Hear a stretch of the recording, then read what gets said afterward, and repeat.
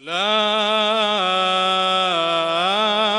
أقسم بيوم القيامة ولا أقسم بالنفس اللوامة أيحسب الإنسان أن لن نجمع عظامه بل قادرين على أن نسوي بنانه بل يريد الإنسان ليفجر أمامه يسأل أيان يوم القيامة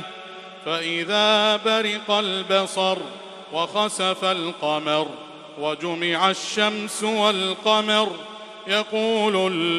الإنسان يومئذ أين المفر كلا لا وزر إلى ربك يومئذ المستقر ينبأ الإنسان يومئذ بما قدم وأخر بل الإنسان على نفسه بصيرة ولو ألقي معاذيره لا تحرك به لسانك لتعجل به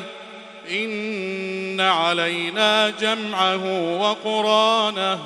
فإذا قرأناه فاتبع قرآنه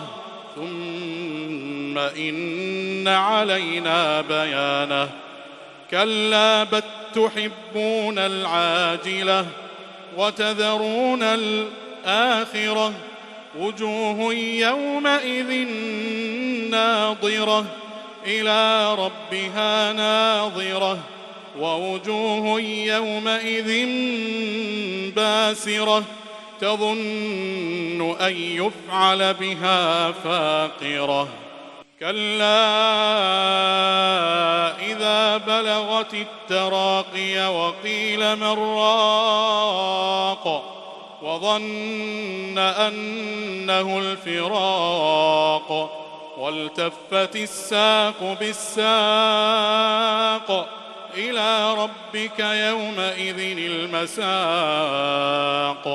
فلا صدق ولا صلي